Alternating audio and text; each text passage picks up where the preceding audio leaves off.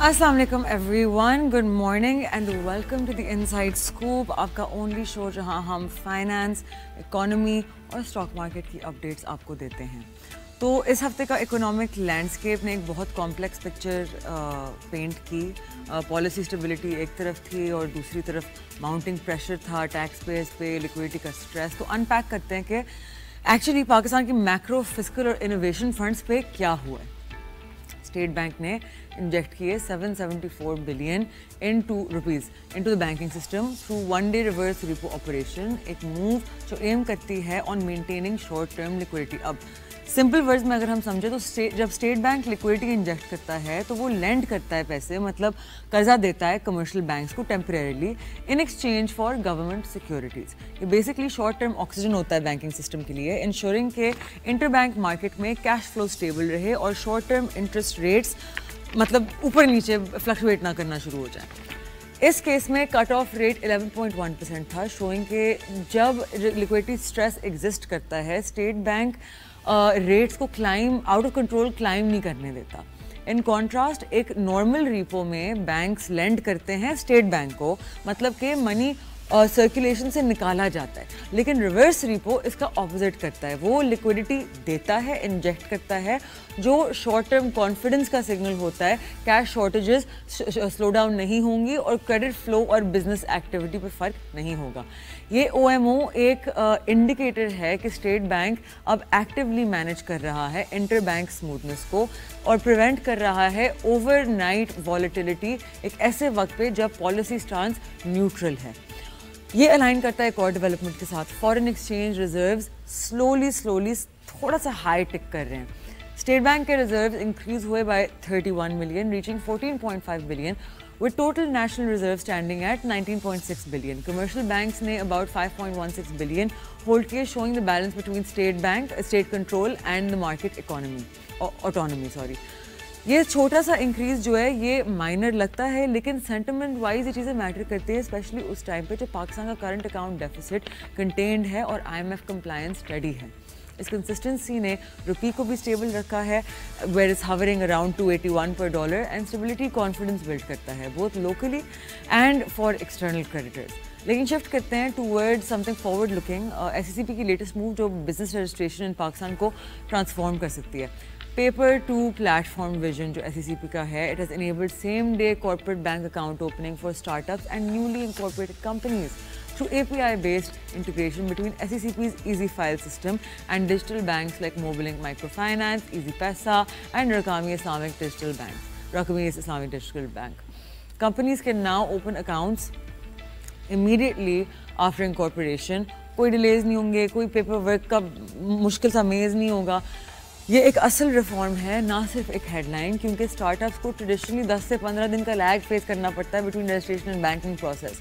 जब cash flow मसला आता है, इन्वेस्टर ऑन बोर्डिंग डिले होती है, अब फाउंडर इनकॉर्पोरेट कर सकता है सुबह में और ट्रांजैक्ट कर सकता है इवनिंग तक। ये स्पीड है, एंड आज के डिजिटल इकोनॉमी में स्पीड सर्वाइवल होता है।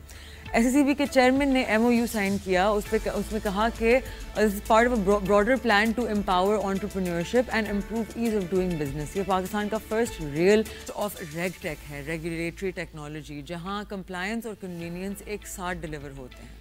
Moving toward offshore things now, Pakistan ki maritime economy is finally getting the spotlight it deserves. Pakistan International Maritime Exhibition or Conference 2025 में Minister Junaid Anwar Chaudhary ने unveil किया Maritime at 100 plan, which is a $100 billion blue economy roadmap aiming to transform Pakistan into a sustainable maritime hub by 2047. Under this, PNSC's fleet will grow from 12 ships to 60 within 3 years. For context, हर additional vessel का मतलब है foreign exchange savings, local jobs और supply chain independence. Beyond shipping, Pakistan is also establishing a green ship recycling yard at port Qasim, integrating it with the revival plan for Pakistan steel mills, a clean circular model जहां sea to steel industrial ecosystem बनेगा। 12 अरब रुपए are being spent to upgrade Gadani Yard to global green standards, bringing Pakistan closer to international environmental compliance. ये sector decade से underutilized है despite 1000 kilometre की coastline. अब maritime ministry का focus है sustainability, digitalisation, education, including a maritime university and Education Empowerment Fund for skill building. The minister's long-term maritime century 2047 to 2147 plan का vision बहुत clear है. 3 new deep-sea ports, AI-enabled shipbuilding and 100% green, digitally connected ports. ये ना सिर्फ climate resilience का model है, लेकिन ये एक नया ट्रेड इंजन है जो कनेक्ट करेगा साउथ एशिया, सेंट्रल एशिया और ईस्ट अफ्रीका को. In short, पाकिस्तान की future trading gateway lies at sea, from Gwadar to the global ocean. Or land side where innovation is rising too, especially in agriculture. A new port by Pasha, entitled Agritech Frontiers, highlights how AI and IoT and precision irrigation can lift crop yields. मतलब जहाँ हम बहुत struggle कर रहे हैं by 30%, और पानी का यूज़ डिक्रीज हो सकता है 37% से. GB में जहाँ टेरेन और क्लाइमेट बहुत चैलेंजिंग हैं, वो इंट्रोड्यूस कर रहे हैं IoT sensors, weather linked irrigation and smart advisory systems जो रेवोल्यूशनलाइज कर सकते हैं small holder farming. Sindh pilot project ने ऑलरेडी प्रूफ दिया, fertiliser use down 27%, crop yield up 27%, water use sharply reduced. ये एफिशिएंसी है थ्रू इंटेलिजेंस. GB की short growing season logistics limitations के बावजूद programs like ETIGB backed by IFAD have irrigated 50,000 acres and built 385 kilometers of farm-to-farm market roads. 2024 में GB ने first time 6 tons of cherry soy, GB's Gilgit-Baltistan, export किए to China. Now 100+ orchard registered with Chinese customs. It's a glimpse of what smart agri-ecosystem can deliver अगर tech और policy hand in hand चले. Meanwhile, the tech frontier looks promising, fiscal front looks alarming. एक नई report by Economic Policy and Business Development think tank led by Dr. Gohar Ejaz ने warn किया कि पाकिस्तान का tax burden unsustainable हो रहा है. वो argue कर रहे हैं कि government की target to raise tax to GDP ratio to 18% by 2028 could choke economic growth instead of reviving it. In just 3 years, tax collections from businesses surged हुए 131% or from salaried individuals by 206%. Meanwhile, GDP growth remain करती है under 4%. यानी कि revenue is rising 20-30% annually, लेकिन economy isn't, creating a fiscal imbalance जहाँ productivity activity penalize हो रही है. डॉक्टर गौहर ने FBR पे serious allegations लगाए हैं, claiming कि वो under report करते हैं actual tax to GDP ratio, ignoring petroleum levies and provincial taxes. उनका estimate है it's already 12.2%, not 10%. और जब petroleum levies 760% तक बढ़ गई हैं in 3 years, तो effectively government ने hidden indirect taxes impose कर दिए, squeezing purchasing power while claiming no new taxes. एक इकोनॉमिक इशू नहीं है, साइकोलॉजिकल इशू है. जब कंप्लायंट टैक्स पेयर्स फील करते हैं कि उनको सजा दी जा रही है और इनफॉर्मल इकोनॉमी अनटच रहती है, तो ट्रस्ट गिरता है, राइट.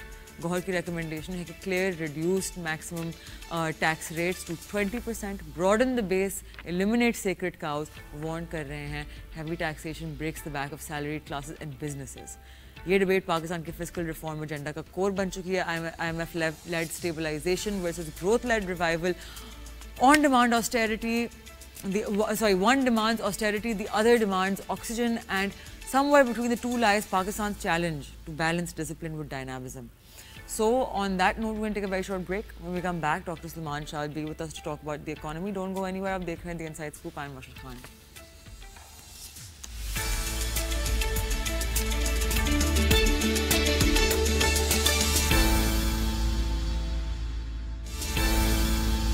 Welcome back. आप देख रहे हैं The Inside Scoop. Break पे जाने से पहले I let you guys know that we have a very special guest waiting for me to introduce them to you guys. Someone who has always come on the show, जिन्होंने इतनी अच्छी insight दी है. मैं हमेशा इनसे कुछ नया सीखती हूँ. उम्मीद होगी कि आप लोग भी सीखते रहेंगे. Thank you so much for joining us, Dr. Salman Shah. एक दफ़ा फिर आप हमारे साथ आए हैं. Thank you so much. I'm sure there's a lot for you to do throughout the day, but you still take out the time to speak to the Awam about a few things. It's a pleasure. Sir, सबसे पहले अभी जो 27th amendment की बात हो रही है, I want to get your perspective on it. मुझे बहुत मिक्स्ड बातें सुनने को मिली हैं. Please would you explain what this means on a governmental level, and कि क्या आपको पर्सनली लगता है कि is this thing going to be better for our country और वर्स? देखिए, अभी पूरी डिटेल्स तो नहीं आई कि उसमें क्या क्या चीज़ें हैं, बट मोटी बातें ये हैं कि Number one, it is going to change the structure of the court systems. दूसरी चीज़ ये है कि जो पब्लिक फाइनेंस का मामला है जिसमें सूबों को जितने पैसे जाते हैं under the NFC and what is left with the federal government, that issue is there. And then the third issue is on the hierarchy in the armed forces. उसमें coordination के तौर पे कुछ changes की जाएंगी. Main चीज़ ये है कि from the perspective of the economy, तो मेरा ख्याल है कि other than the NFC वाली चीज़ें, बाकी चीज़ें तो economy के लिए एक अनसर्टेनिटी क्रिएट करती हैं, not really leading to any stability kind of a thing. और जहाँ तक एनएफसी का अवार्ड का तल्लक है, वहाँ भी बहुत से क्वेश्चन मार्क्स हैं, क्योंकि under the 18th amendment lots of subjects have been devolved to the provinces, and provinces में मसलन एजुकेशन, इंडस्ट्री, इवन एग्रीकल्चर, ये आइटम्स जो हैं ये प्रोविंशियल गवर्नमेंट्स के पास हैं. लेकिन फेडरल गवर्नमेंट भी यही काम करती है. फेडरल गवर्नमेंट ने भी अपनी मिनिस्ट्रीज रखी हुई हैं, सो डबल खर्चा हो रहा है. तो इसका सलूशन ये नहीं है कि आप सूबों का कम कर दें हिस्सा, बट इसका सलूशन ये है कि नंबर वन, आप फेडरल गवर्नमेंट को उन एरियाज़ तक महदूद रखें जो कॉन्स्टिट्यूशन में उनके एरियाज़ बनते हैं, एंड उनको स्ट्रीमलाइन किया जाए, एफिशिएंट किया जाए, और अखराजात को फेडरल लेवल पे खासी हद तक कम किया जाए. उसके बाद अगर फिर भी कुछ प्रॉब्लम्स रहती हैं तो then you can make those adjustments. So I think कि इसकी मुझे कोई टाइमिंग की भी समझ नहीं आ रही, और क्योंकि ऑलरेडी पाकिस्तान में बहुत ज़्यादा अनसर्टेनिटी है, and uncertainty basically due to political uncertainty है, और that then translates into economic uncertainty. और इकोनॉमिक अनसर्टेनिटी जब होती है तो वो it gets into the investment climate, and investment के लिए जो एनवायरनमेंट होनी चाहिए वो खासी ख़राब हो जाती है. एंड इस वक्त पाकिस्तान की इकोनॉमी को सबसे ज़्यादा ज़रूरत इन्वेस्टमेंट की है, और इन्वेस्टमेंट जो है वो खासी, उसके लिए आपको ना सिर्फ डीरेगुलेट करने की ज़रूरत है, आपको पॉलिटिकल जो पाकिस्तान में इस वक्त अनसर्टेनिटी है इसको ख़त्म करने की ज़रूरत है. और हमारे जो बॉर्डर्स के ऊपर भी अनसर्टेनिटी है उसको भी कम करने की ज़रूरत है. So all around the tensions are too high for the economy to really take off. So there's been a lot of talk about, so firstly there's SECP's paper to platform initiative, then there's on the maritime side we have Maritime at 100, which is targeting $100 billion inflow by revenue by 2047, and then we have Gilgit-Baltistan, which is showing 30% higher yields through agri-tech solutions, right? So a lot of these things are technology based, starting with the SECP paper to platform initiative. So basically this is like same day corporate account opening, easing business cash flows, ताकि because अभी भी अगर कोई small business अपना company account खोलने जाए तो उनको 10 से 15 दिन आराम से लग जाते हैं, right? And there's a lot of paperwork, there's a lot of things you get stuck in. So do you think ये compliance तक stuck है, या do you think this is an actual initiative which will really encourage business in Pakistan? देखिए overall अगर आप देखें तो ये एक किस्म की रेगुलेटरी जो निज़ाम है उसमें आप कुछ डिजिटाइजेशन करके प्रोसेस को बेहतर करने की कोशिश कर रहे हैं, which is a positive thing. लेकिन पाकिस्तान का रेगुलेटरी निज़ाम इज़ वेरी ओवरबियरिंग, और इसका ना सिर्फ एक प्रोसेस बड़ा मुश्किल है, इसकी इंटेंट भी कई जगहों पे बहुत ख़राब है, और वो इंटेंट का मतलब ये है कि it creates hurdles to investment. हमारी जो रेगुलेटरी इन्वायरमेंट बेसिकली बनाई इसीलिए जाती है दुनिया में कि वो एक मार्केट इकोनॉमी को फेलियर से बचा सके, उसमें कंपटीशन करा सके। फिर ये है कि मोनोपोलिस्टिक चीज़ें ना हो, ओलिगोपोली टाइप एनवायरनमेंट ना हो, तो उसके लिए रेगुलेशन की जाती है। लेकिन हमारे मुल्क में regulation has become like the bureaucracy has become a door keeper, और वो देखते हैं कि किसको अंदर आने देना और किसको नहीं अंदर आने देना। सो वो अब बहुत निज़ाम हमारा जो है वो बहुत बिगड़ चुका है, और इसलिए पाकिस्तान में इन्वेस्टमेंट जो है वो करनी बहुत मुश्किल है। सो आई थिंक ये जो है along with the tax system where we are taxing quite heavily people in the tax, जो आ गई हैं कंपनीज टैक्स नेट में आती हैं, उनको आप हेविली टैक्स कर रहे हैं। बाकी जो हैं जो बाहर रहते हैं उनको इंसेंटिव है कि वो बाहर ही रहें। सो आई थिंक एक हमारा जो निज़ाम है it needs very major reforms. Of course, digitization is very, very important. But there are other things that are much more important.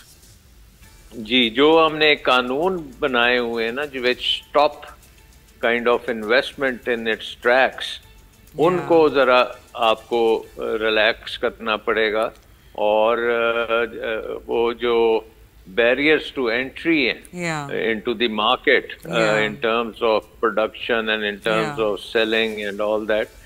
We really have to eliminate those barriers. Sir, on the same note, I'm so sorry I'm cutting you off, lekin I have little time with you and a lot of questions to ask you.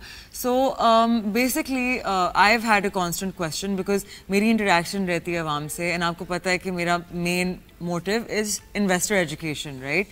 तो one hurdle that I've seen that people don't say कि हमारे पास information नहीं है, हमारे पास data नहीं है.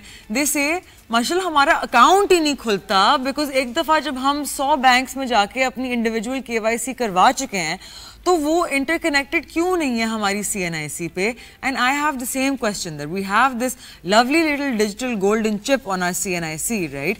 But the answer I keep getting is that oh no, the investment companies and the capital markets have a regulator which is SECP, and banks ka is State Bank. My question is, can they not talk to each other? What's the problem? Why don't they just talk to each other and come up with a cohesive regulation and just outsource a data center that's going to hold the data, leave someone in charge of it and just get it to happen? देखिए, ये तो पाकिस्तान का regulatory environment जो है ये piecemeal बढ़ता चला गया. So if you start looking at how it has evolved, you will see that once we did the nationalizations, तो एकदम bureaucracy का role हमने multiple times बढ़ा दिया. So bureaucracy not only was running the businesses, they were actually becoming the chief executives, and they were on the boards, and all of that kind of thing happened, जिससे private sector को आपने edge out कर दिया. So ये जो निज़ाम है ये फिर अपने आप को बढ़ाता ही चला गया.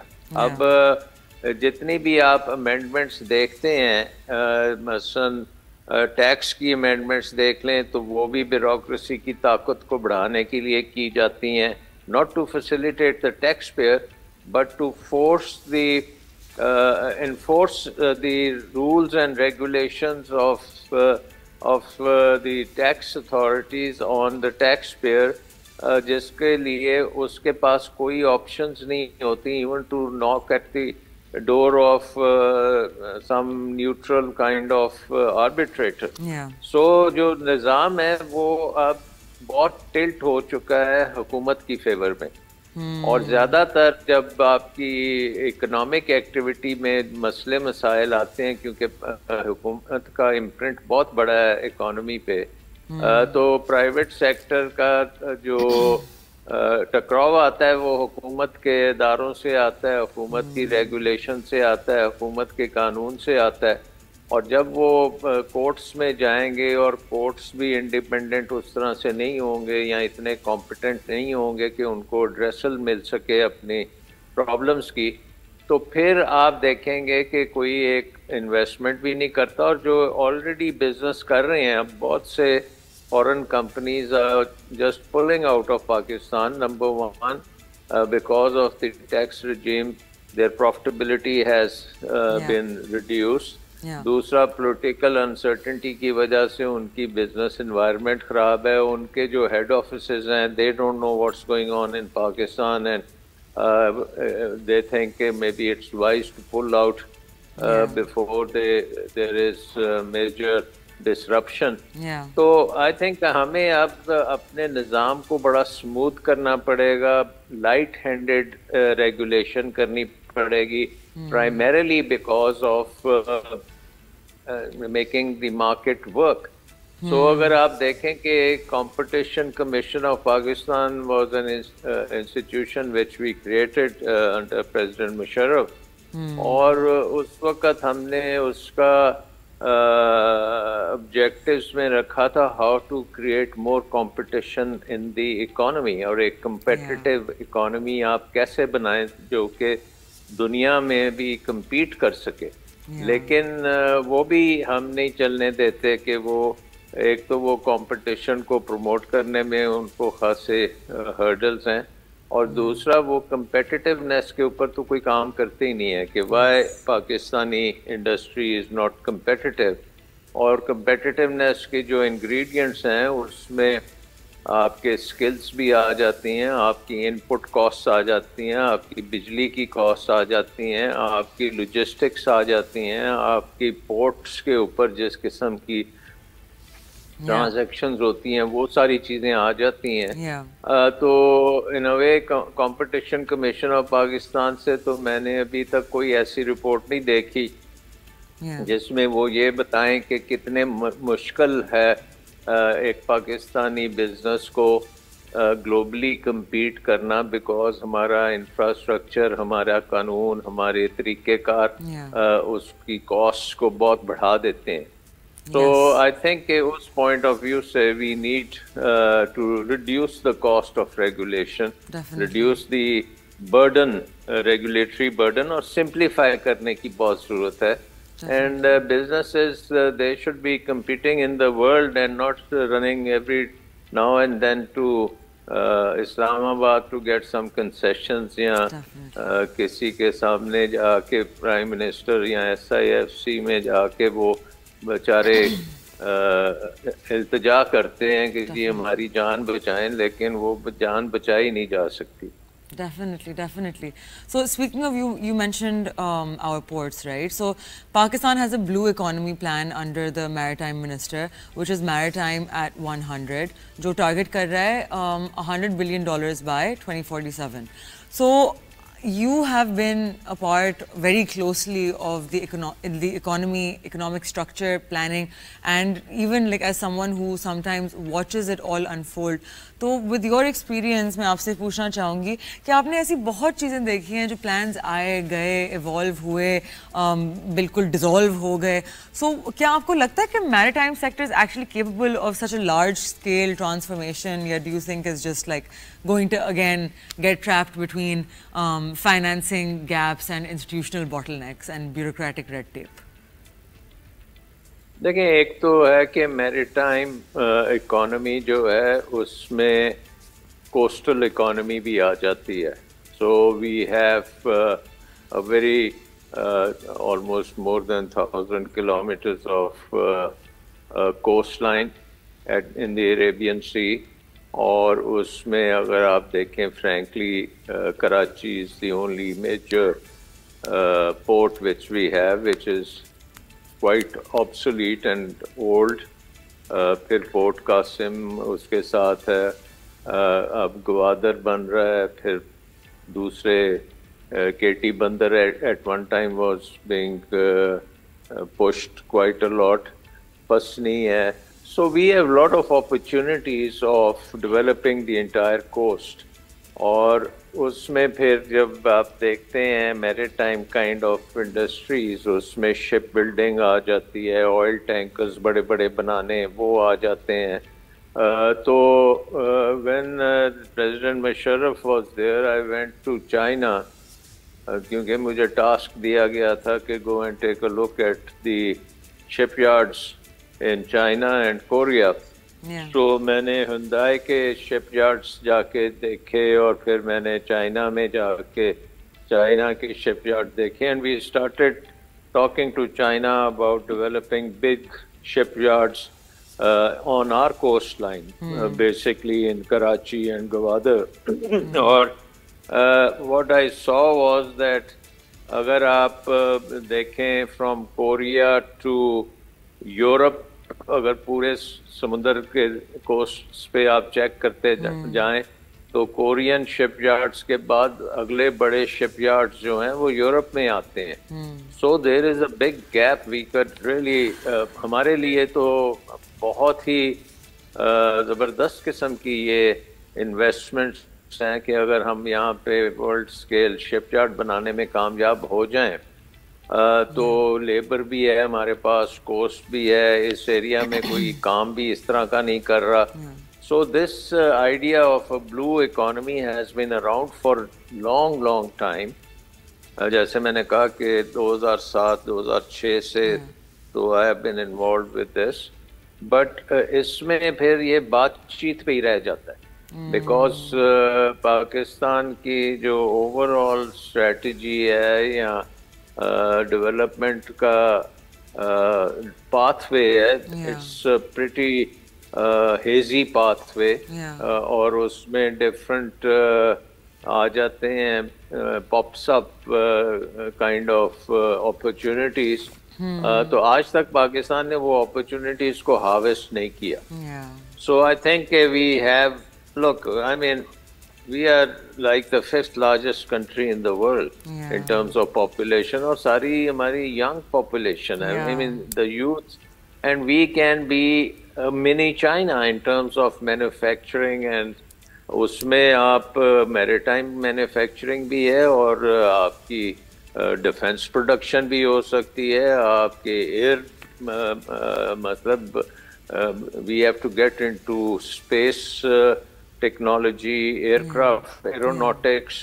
ये छोटे छोटे हमारे आइलैंड्स हैं and mostly they are in the public sector, but वहाँ पे हम अगर एफर्ट करके प्रॉपर स्ट्रेटजी के तहत चलें तो we can really involve the private sector into this, and we can have China as a partner and develop these sectors. और इनमें literally this is nation building. Definitely. अगर आप ये काम करने में कामयाब हो जाते हैं तो आपकी लेवल ऑफ टेक्नोलॉजी बहुत ऊपर जाएगी. सो हम बेसिकली टेक्सटाइल्स और इस किस्म की जो कि बहुत ज़रूरी हैं उसमें भी बहुत अपॉर्चुनिटीज़ हैं, लेकिन it is a low level of technology जिसमें अभी तक हम उसके भी हाई एंड तक नहीं पहुँचे.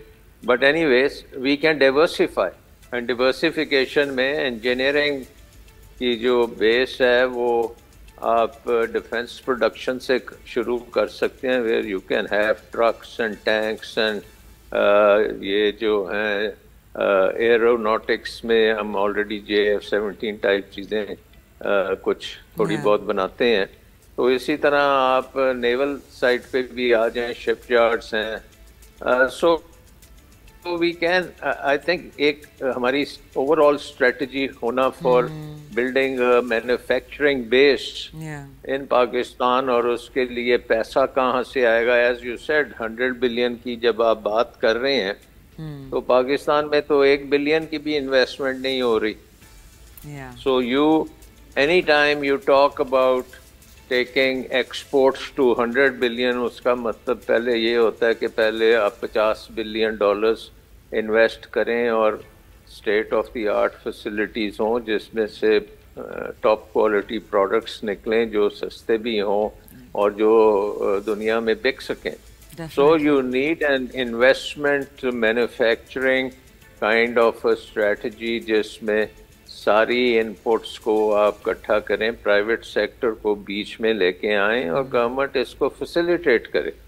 बट ज़्यादातर हमारी जो आती हैं चीज़ें वो they are very fleetingly presented as to show that the government is doing a lot of things, but on the ground there is no reality to all of this. So unfortunate.